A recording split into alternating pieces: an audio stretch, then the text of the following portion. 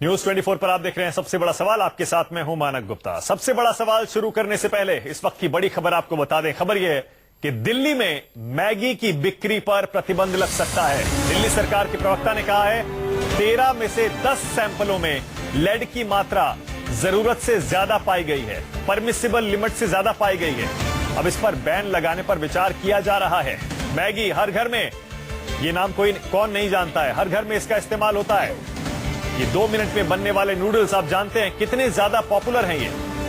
और पिछले कुछ दिनों से आपने सुना होगा कैसे एक के बाद एक राज्य में इसके सैंपलों की टेस्टिंग हो रही है, और उनमें कभी MSG ज्यादा मिलता है, मोनोसोडियम ग्लूटामेट, और कभी लेड।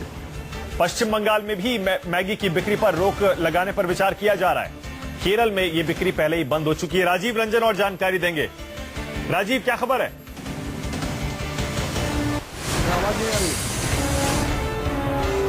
राजीव, मुझे सुन पा रहे हैं आप? राजीव से बात करने की कोशिश करेंगे, लेकिन फिर से आपको बता दें बड़ी खबर है। मैगी 2 मिनट में बनने वाले नूडल्स की तरह देश भर में मशहूर है। घर घर का नाम है ये, हर कोई जानता है, और बच्चे बूढ़े जवान सब बड़े शौक से इसे खाते रहे। लेकिन पिछले 2 हफ्तों से क्या ग्रहण लगा है मैगी पर, आपने भी देखा है। राजीव रंजन और जानकारी देंगे। राजीव, क्या खबर है? देखिए मानक, बहुत बड़ी खबर है। दिल्ली सरकार के प्रवक्ता नागेश शर्मा ने अभी ये जानकारी दी है कि दिल्ली में 13 सैंपल लिए गए थे मैगी के, जिसमें कि 10 फेल हो गए। तो जिस तरीके से पूरा देश भर में मैगी के सैंपल फेल हो रहे हैं, उससे लग रहा है कि एक ऐसी स्थिति आने वाली है कि देश भर में मैगी को बैन किया जा सकता है। केरल सरकार ने बैन किया है। उत्तराखंड और उत्तर प्रदेश में मैगी के सैंपल फेल हुए हैं। हरियाणा ने सैंपल कलेक्ट किए हैं। दिल्ली सरकार ने भी और सैंपल कलेक्ट किए हैं। पश्चिम बंगाल ने इसको बैन करने के लिए कल बैठक बुलाई है। तो इस तरह से पूरे देश में जिस तरह से खबरें आ रही हैं, और केंद्रीय मंत्री रामविलास पासवान ने भी इस बात को कहा है कि अगर जांच में गड़बड़ी पाई गई 2-3 दिन में, केंद्र सरकार भी जो जांच करा रही है उसकी रिपोर्ट सामने आ जाएगी, तो एक बड़ा फैसला लिया जा सकता है और कड़ा फैसला लिया जा सकता है। तो नेस्ले का प्रोडक्ट मैगी, जो आज तक सारे घरों में बनता है, 2 मिनट के अंदर तैयार हो जाता है, और सारे लोग, खास करके दिल्ली, कहा यह जाता है कि नेस्ले का जो प्रोडक्ट है मैगी, वो सबसे ज्यादा उसकी बिक्री दिल्ली और NCR के इलाके में होती है। वहां भी 13 सैंपल लिए गए और 10 फेल हो गए। यानी देश में अब इस तरफ मामला आगे बढ़ रहा है कि देश भर में मैगी को बैन कर दिया जाए। राजीव, जल्दी से एक सवाल और। ये मामला इसलिए भी बड़ा होता जा रहा है क्योंकि अदालतों तक पहुंच चुका है। FIR दर्ज करने के आदेश दिए जा चुके हैं मैगी के ब्रांड एम्बेसडर्स के खिलाफ, जिनमें अमिताभ बच्चन, प्रीति जिंटा और माधुरी दीक्षित तक शामिल हैं। और एक के बाद एक राज्यों में जहां जहां टेस्टिंग हो रही है, वहां कुछ ना कुछ गड़बड़ निकल रही है। ऐसा लग रहा है मैगी ब्रांड ही अब खतरे में पड़ गया है।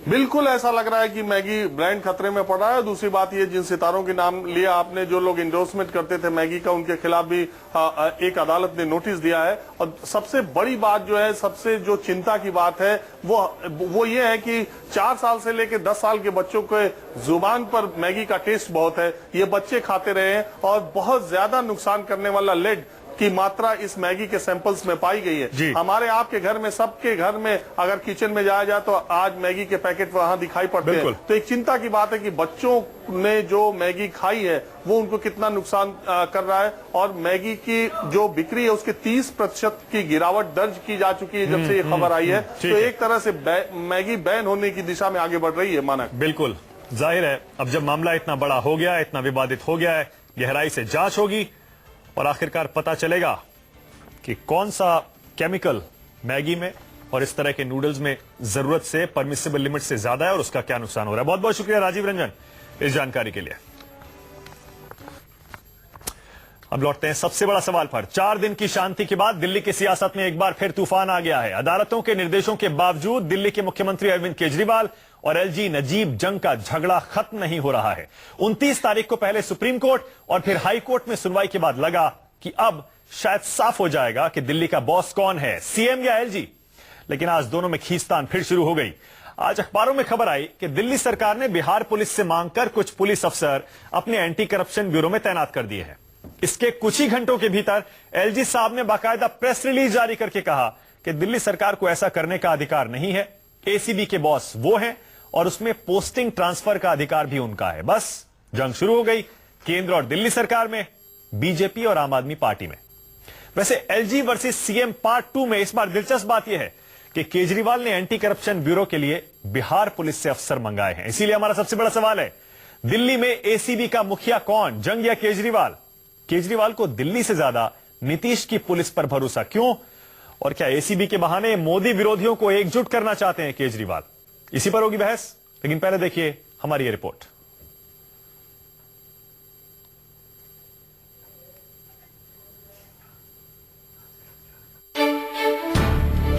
उपराज्यपाल नजीब जंग और मुख्यमंत्री केजरीवाल के बीच छिड़ी हक की लड़ाई थमने का नाम नहीं ले रही है। एक विवाद खत्म नहीं होता कि दूसरा शुरू हो जाता है। ताजा विवाद तब पैदा हुआ जब दिल्ली सरकार ने बिना एलजी को बताए एंटी करप्शन ब्रांच में बिहार के 6 पुलिस अधिकारियों की नियुक्ति कर दी।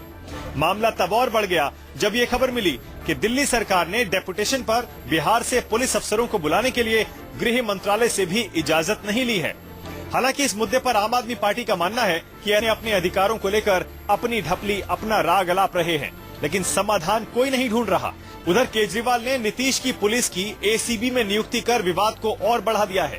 केजरीवाल दिल्ली की जंग को दिल्ली से बाहर ले जाने का इशारा विधानसभा में पहले ही दे चुके हैं। दिल्ली एक्सपेरिमेंट है भारतीय जनता पार्टी की केंद्र सरकार का। जितने राज्यपाल इन्होंने बदले हैं, अब एक एक करके ये एक्सपेरिमेंट दिल्ली का हर राज्य के अंदर इंप्लीमेंट किया जाएगा। तानाशाही की तरफ ये देश को ले जाना चाहते हैं। यही एक्सपेरिमेंट हर राज्य के अंदर किया जाएगा। और आज इस हाउस के जरिए, अध्यक्ष महोदय, आपके जरिए मैं देश के सारे नॉन बीजेपी मुख्यमंत्रियों से अपील करना चाहता हूं कि सारे इकट्ठे हो जाओ। अगर आपको इस देश को बचाना है, नहीं तो आपकी भी बारी आने वाली है जैसे हमारी बारी आई है। ऐसे में सवाल उठ रहा है, क्या केजरीवाल एसीबी के बहाने मोदी विरोधियों को एक करना चाहते हैं? इस बात में दम इसलिए भी लग रहा है कि आज एसीबी में बिहार पुलिस की नियुक्ति पर केंद्रीय संचार मंत्री रविशंकर प्रसाद ने भी नीतीश कुमार पर जमकर निशाना साधा।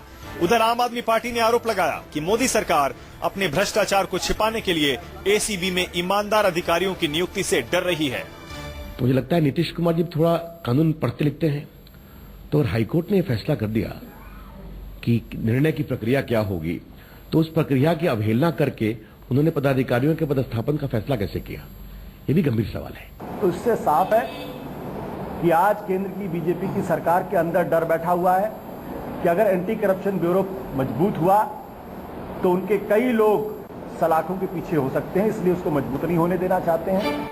हालांकि पूरे मामले पर एलजी की तरफ से साफ साफ कह दिया गया है कि एसीबी दिल्ली के लेफ्टिनेंट गवर्नर के नियंत्रण और देखरेख में ही काम करती है और गृह मंत्रालय ने हाल ही में जारी नोटिफिकेशन में अधिकार क्षेत्र को स्पष्ट कर दिया है।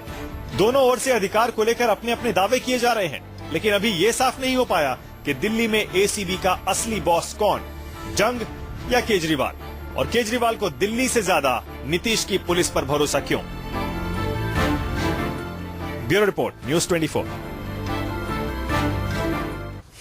सवाल ये भी, क्या एसीबी के बहाने मोदी विरोधियों को एक करना चाहते हैं केजरीवाल? बहस करने के लिए सबसे बड़ा सवाल में मेरे मेहमान हैं आम आदमी पार्टी से आशीष खेतान, बीजेपी से यहां विजेंद्र गुप्ता, कांग्रेस से मेरे साथ हैं स्टूडियो में आलोक शर्मा, जेडीयू से मेरे साथ जुड़ गए अजय आलोक, दिल्ली पुलिस के पूर्व कमिश्नर टीआर कक्कड़ साहब भी हैं और हमारे प्रिय रामकृपाल सिंह जी भी हैं, वरिष्ठ पत्रकार, पॉलिटिकल कमेंटेटर। आप सभी का स्वागत है।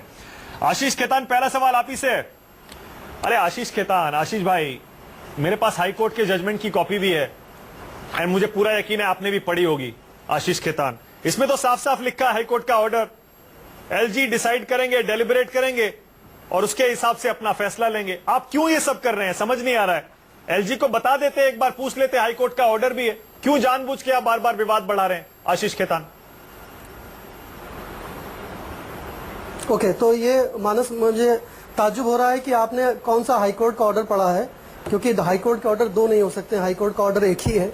तो जो हाईकोर्ट का बिल्कुल डिटेल्ड ऑर्डर आया था, उसमें हाईकोर्ट ने बिल्कुल साफ कर दिया था कि पुलिसिंग फंक्शन अलग है और एसीबी अलग है, और एसीबी की जुरिस्डिक्शन सीधे तरीके से दिल्ली राज्य और दिल्ली सरकार के पास है, और प्रिवेंशन ऑफ करप्शन एक्ट का इन्फोर्समेंट और पुलिसिंग में कोई नाता नहीं है। पुलिसिंग अलग सब्जेक्ट है, पुलिसिंग जरूर एलजी के पास है, जो इस समय कॉन्स्टिट्यूशनल स्कीम है दिल्ली में।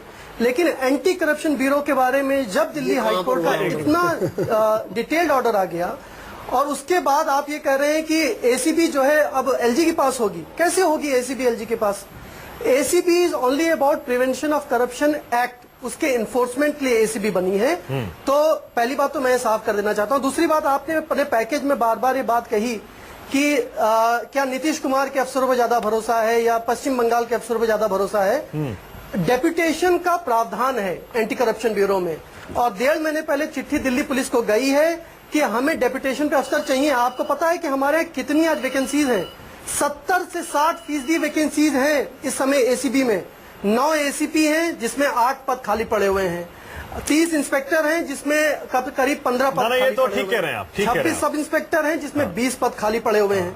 सारे पद खाली पड़े हुए हैं। और दूसरी बात, एक बात, छोटी बात कह देना चाहता हूं। आज सीबीआई में जो अफसर हैं वो कहां से आए हैं? कोई बिहार से आया है, कोई पश्चिम बंगाल से आया है, कोई तमिलनाडु से आया है। क्या वो जयललिता का अफसर हो जाता है अगर वो तमिलनाडु से आया है? क्या वो ममता का अफसर हो जाता है अगर वो पश्चिम बंगाल से आया है?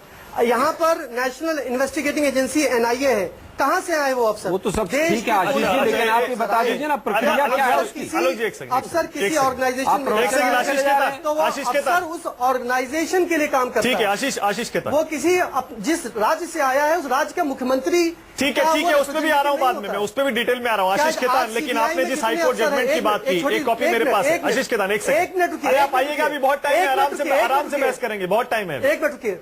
सीबीआई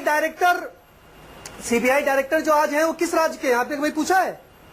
तो क्या वो उस राज्य के मुख्यमंत्री के वो रिप्रेजेंटेटिव है? अच्छा ठीक है, चलिए ठीक है, आप बोलिए। मैं सिर्फ ये कह रहा हूं जिस हाईकोर्ट जजमेंट की आप बात कर रहे थे, मेरे पास उसकी कॉपी है और उसके पैरा 5.1 में साफ लिखा हुआ है। आशीष खेतान, आपके पास है तो आप भी उठा लीजिए और पढ़ सकते हैं आप।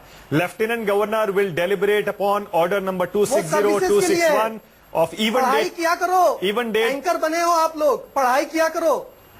सर्विसेज के लिए है वो, सर्विसेज पे हमने चैलेंज किया है। अरे आशीष खेतान, आपके घमंड और बदतमीजी की हद है आशीष खेतान। मुझे आपसे ये उम्मीद नहीं थी। आप पढ़ाई किया करो, आप हमें सिखा रहे हैं, आप मुझे सिखा रहे हैं पढ़ाई किया करो। अरे आशीष खेतान प्लीज, आप ये बोलिए ना कि आप इंटरप्रेट कर रहे हैं उस ऑर्डर को अपने हिसाब से। शर्म तो करो। ये शर्म नहीं, ये सीरियसली आशीष प्लीज। पता नहीं आप लोगों को इतना एरोगेंस, इतना घमंड कहां से आ गया आशीष खेतान। ये 67 विधायकों का जुनून और नशा आपके सिर से कब उतरेगा? आपसे सवाल पूछते हैं, आप जवाब देने के बजाय आप you are doing a disservice to your audience.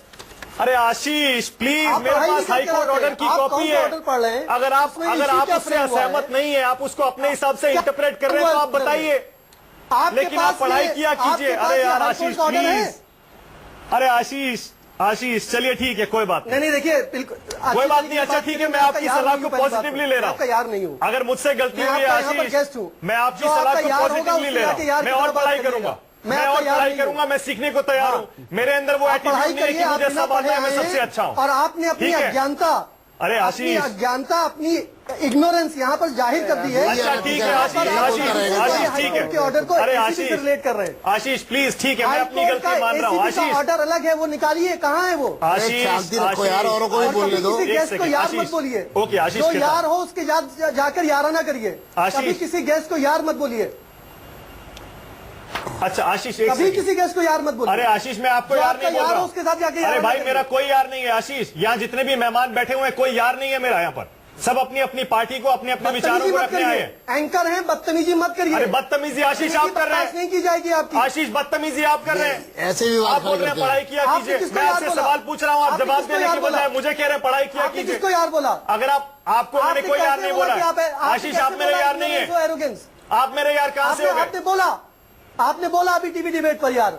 अरे आशीष क्यों बोला आपने यार? आप मुद्दे से क्यों भटका रहे हैं आशीष? क्या जानबूझ के कर रहे हैं क्या? अरे क्या होता है, आपने क्यों यार बोला? माफी मांगिए उसके लिए, आप माफी मांगिए उसके लिए। आशीष मुझे लगता है कि आप इस डिबेट में बैठने के मूड में नहीं थे। लायक नहीं है आप उसके लायक नहीं। या तो आप डिबेट में बैठने के मूड में नहीं है, या मुद्दे पर आप बहस नहीं करना चाह रहे हैं। आप मुद्दे पर बहस ही नहीं करना चाह रहे। गलत पढ़ रहे हैं, आप गलत ऑर्डर लेके पढ़ रहे हैं। आप सर्विसेज के ऑर्डर को एसीबी के ऑर्डर से क्यों कनेक्ट कर रहे हैं? अरे तो आशीष मुद्दे पर करिए ना, ठीक है। अरे भाई मुझसे गलती हुई है, मैं मानने को तैयार हूँ आशीष। मैं तो कह रहा हूँ मुझसे गलती हुई है, करेक्ट कर दीजिए भाई, मैं मान लेता हूँ कि आप पढ़कर आया करिए। आप मुझसे कह रहे हैं कि पढ़कर आया करिए और खुद पढ़कर नहीं आए हैं आप। आशीष मैंने नहीं कहा पढ़कर आया करिए, तैयार हूँ आशीष। मैं तो कह रहा हूँ मुझसे गलती हुई है, करेक्ट कर दीजिए भाई, मैं मान लेता हूँ कि आप पढ़कर आया करिए। आप मुझसे कह रहे हैं कि पढ़कर आया करिए और खुद पढ़कर नहीं आए हैं आप। आशीष, मैंने नहीं कहा पढ़कर आया करिए, मैंने कहा ही नहीं। आपने पता नहीं क्या सुन लिया, मैंने कहा ही नहीं, आपने मुझे कहा पढ़ के आया करिए। मैं तो कह रहा हूं भाई, मुझसे गलती हो सकती है, इंसान हूं, बिल्कुल गलती मैं हुई है, कहूंगा। करेक्ट कर दीजिए, आपका मान काम है लूंगा, सीख पत्रकार, लूंगा। आप पत्रकार का काम कर रहे हैं। अगर आप गलत ऑर्डर लेकर यहाँ पर बहस करेंगे तो आप जनता के प्रति गद्दारी कर रहे हैं। आशीष ACB का खेतान, ऑर्डर कहाँ है? आशीष 50 खेतान, पन्ने का आपके पास। आशीष जिस पर खेतान, ये सुप्रीम कोर्ट गई है केंद्र आशीष सरकार। खेतान, एक सेकेंड, आशीष खेतान, अब आपसे सर्टिफिकेट मुझे नहीं चाहिए, ठीक है? मैं पढ़ देता हूँ, मैं पढ़ देता हूँ, रुक जाइए, मैं पढ़ देता हूँ। एक सेकंड रुक जाइए, एक सेकंड, मैं पढ़ आशीष देता हूँ खेतान, आपको। आशीष आप नहीं पढ़ पा रहे के लिए क्या? एक अब सेकंड, क्यों नहीं आशीष पढ़ पा रहे मुझे नहीं पता। एक सेकंड, आशीष एक सेकंड रुक जाइए। रुक जाइए, 1 मिनट रुक जाइए, 1 मिनट रुक जाइए। Para number 67 of an order in bail application 878/2015, para number 67. The ACB of the GNCTD does not have the competence or jurisdiction to act on the complaint, or the complainant is rejected. Since the applicant is a Delhi police personnel serving the order citizens तो of Delhi बताइए। and the function मैं of बता the रहा हूं। order जो satisfied हो गया है? एक second. and essentially relate to the affairs of the GNCT. The ACB of GNCTD has the jurisdiction. ये कौन सा ऑर्डर कर रहे हैं आप? पहले मैं ये जानना चाहता हूँ ना, प्रिवेंशन ऑफ ये करप्शन एक्ट 20 मई को जो रिजर्व हुआ था वो ऑर्डर पढ़ रहे हैं जो ठीक है आशीष, अरे 20 मई का क्यों बेवकूफ बना रहे हैं जनता का? बिल्कुल अजीब बात क्यों कर रहे गुमराह हैं कर रहे हैं आप? आशीष जी। 20 मई का रिजर्व ऑर्डर आशीष पढ़ रहे जी, हैं आप? आपने पूरी डिबेट और न्यूज 24 के दर्शकों के साथ धोखा किया है। मैं उसके क्लैरिफिकेशन, बाद जो ऑर्डर आया आप उसको भी पढ़िए। एक सेकंड, मैं क्लैरिफिकेशन, जो ऑर्डर सेटिस्फाइड हो गया वो पढ़ के बता रहे हैं। एक सेकंड, कहाँ है मैं ऑर्डर? पढ़िए, शर्म आनी चाहिए। आशीष खेतान, इतना लंबा 5 मिनट से बेवकूफ बना रहे हैं पूरी जनता को। आशीष खेतान, गुमराह करना यही काम तरीका है आम आदमी पार्टी डेलिबरेटली का। डिबेट के अंदर सही मुद्दे पर ना आया जाए। आशीष खेतान जी सोच कर बैठे हैं आज इस डिबेट के अंदर। कितना आप मुद्दे पर आइए। गुमराह कर रहे हैं आप डेपुटेशन की बात कर रहे हैं, आपने सीबीआई और तमाम तरह के आपने चीजें ले ली। मैनेज जी, मुझे केवल ये बता दीजिए क्या ऑन डेपुटेशन पर किसी भी अधिकारी को बुलाने का दिल्ली सरकार के पास अधिकार है? आलोक जी प्लीज एक सेकंड रुक जाइए। आशीष खेतान, आपने जो ऑर्डर पढ़ा मैं बता देता हूं, मैं नहीं सर, मैं बता देता हूं वो कौन सा ऑर्डर है। आशीष खेतान, जो दिल्ली पुलिस के कांस्टेबल अरेस्ट हुए और उसने अपनी जमानत के लिए हाईकोर्ट में याचिका लगाई, उसमें बहुत सारी ऑब्जर्वेशंस दी गई थी जिनके खिलाफ केंद्र सरकार सुप्रीम कोर्ट में गई थी। ठीक है आशीष खेतान, आप वही ऑर्डर पढ़ रहे हैं हाईकोर्ट का? हाँ। वही वाला ऑर्डर पढ़ रहे हैं ना आशीष खेतान? वही ऑर्डर है नहीं आशीष खेतान?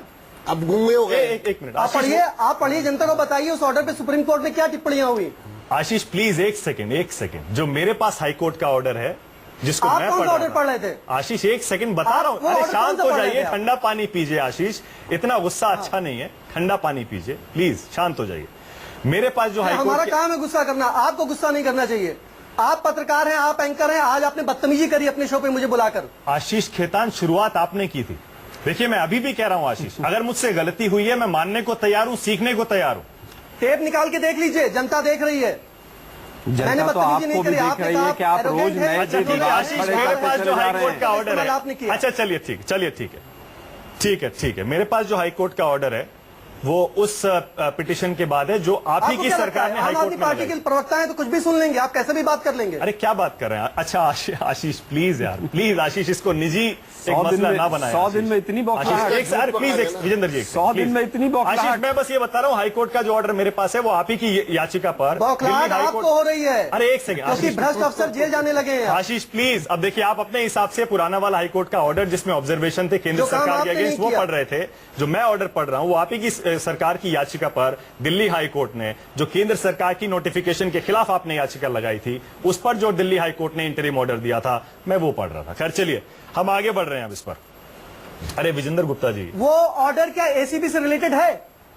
वो सर्विसेज से रिलेटेड था। अरे पूरी आप उसमें एसीबी के मुद्दे पे आप सर्विसेज से आशीष related order प्लीज पढ़ आप रहे उसे अपने हिसाब से इंटरप्रेट कर सकते हैं। आपकी एमएचए की नोटिफिकेशन के खिलाफ याचिका थी। हैं। आप कैसे इंटरप्रेट कर रहे हैं, आप ये बताइए। अरे हम interpret वो नहीं कर रहे, अलग हम तो पढ़ के सुना रहे हैं। ACB का मामला है, सर्विसेज का मामला है। आशीष नहीं आशीष जी, केवल एक बात सर्विसेज बता के दीजिए, मामले क्या के हाईकोर्ट के एसीबी जो ऑर्डर है को वो ACB के सर्विसेज मामले के में अंडर नहीं आती अच्छा है? ठीक है, चलिए एक सेकंड विजेंद्र गुप्ता जी, एलजी साहब ने आज प्रेस रिलीज जारी क्यों किया, वो भी न्यूज़पेपर की रिपोर्ट्स के आधार पर? उसका कारण क्या है कि एक तो मैं ये बता दूं पूरी जनता को, जो भी शो को देख रहे हैं, आशीष खेतान जो भी कुछ कर रहे हैं, एक नाटक कर रहे हैं, झूठ बोल रहे हैं और मिस इंटरप्रिटेशन कर रहे हैं।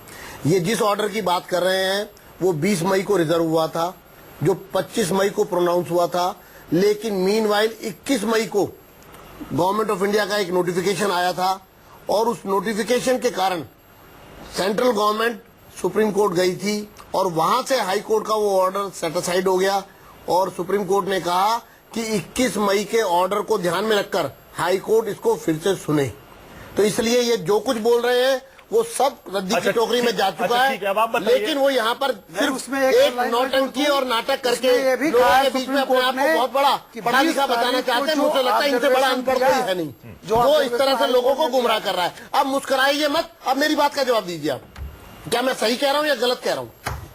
बताइए, आपकी बात का जवाब दे दूं। हाँ बताइए बताइए। नाटक जो ऑर्डर सेटिस्फाइड हो गया उस पर आप यहाँ पे इतना गुस्सा कर रहे हैं, लोगों को गुमराह कर रहे हैं। शर्म आनी चाहिए आपको। एक भी भ्रष्टाचार अरे बताते हैं आप कि मैं उस ऑर्डर को पढ़ रहा हूँ जिसका कोई मायने नहीं रहा है, खत्म हो चुका है। जो क्यों गुमराह करता है जनता को? करने लगा तो आप ज्यादा पढ़े लिखे होने क्या नाटक कर रहे हैं आप? मुझे लगता है आपसे बड़ा अनपढ़ कोई नहीं है। हो रहा है क्यों इस तरह का नाटक कर रहा है? आपने इतनी देर माफी मांगे, जेल जा रहा है, जनता से माफी मांगिए। जो ऑर्डर सेटिस्फाइड हो गया उसको आप बार बार पढ़ करके अपने आप को पढ़ा लिखा बता रहे हैं। मानक जी, दो सवाल अब आगे आइए। अब आप मैं बताता हूँ, दो सवाल मैं आपकी बात कर मानक जी, आशीष आप बताइए। आशीष एक सेकंड, आशीष अब आप पूछिए मेरे से जो पूछना है। शुरू का 15 बोल करके यही इनकी राजनीति है, झूठ बोलो और शासन करो। आशीष खेतान, शुरू का 15 मिनट ऐसे ही निकल गया और हाँ, आपके हमारे बीच, इसलिए मैं थोड़ा बाकी लोगों को भी टाइम आ गए। आपके प्रधानमंत्री ने कह दिया अच्छे दिन आ गए। आशीष एक सेकंड। अरे विजेंद्र जी, एलजी साहब, आशीष एक सेकंड प्लीज, एक सेकंड। ये एलजी साहब को न्यूज़पेपर रिपोर्ट्स के आधार पर इस तरह से प्रेस रिलीज जारी करने की क्या जरूरत थी? देखिए, अरे सीधा सा सीएम को फोन कर लेते, सीएम को चिट्ठी लिख देते। इसका मतलब विवाद तो आप भी बढ़ा। पहली बात तो जो उपराज्यपाल ने किया उसका जवाब उपराज्यपाल देंगे। मैं उपराज्यपाल का स्पोक्समैन नहीं हूँ, ना ही मैं। पर ये तो मानेंगे कि न्यूज़पेपर रिपोर्ट्स के आधार पर प्रेस रिलीज जारी करने का क्या बात मतलब? कहना चाहता हूँ, देखिए ये जो भर्ती करने की बात की गई है या डेपुटेशन की बात की गई है, आपको हैरानी होगी मानक जान करके कि चीफ सेक्रेटरी को उसके बारे में नहीं पता, लेफ्टिनेंट गवर्नर को उसके बारे में नहीं पता। पूरी हायरार्की नीचे लेकर किसी क्लर्क से लेकर के और लेफ्टिनेंट गवर्नर तक किसी को नहीं मालूम, सिर्फ और सिर्फ मुख्यमंत्री को मालूम है। यानी कि मुख्यमंत्री ने को फोन कर लेते, एक चिट्ठी लिख लेते। मुझे एलजी की बातों का जवाब नहीं देना, मैं आपको मैं आपको कानून की बात बता रहा हूं। आपके इशारों पर चल मैं आपको कानून की बात, उनके कहने से क्या होता, उनका झूठ तो मैंने अभी साफ कर दिया। अभी इतनी जोर जोर से धार रहे थे, अब दिल्ली की तरह मिमिया रहे। अच्छा ठीक है, क्यों मिमिया रहे समझ में नहीं आ रहा। अरे कहें उतनी तेजी से? अच्छा, मैं भी ब्रेक लेना पड़ेगा, मैं भी अनपढ़ हूं। एक ब्रेक लेना पड़ेगा, मैं भी अनपढ़ हूं। एक छोटा सा ब्रेक लेना पड़ेगा, एक ब्रेक लेना पड़ेगा। ब्रेक के बाद हम कोशिश करेंगे कि मुद्दे पर बात करें, जो सवाल हमने उठाए थे उन पर बात करें। शुरू में जो समय वेस्ट हुआ है उसके लिए माफी चाहता हूं।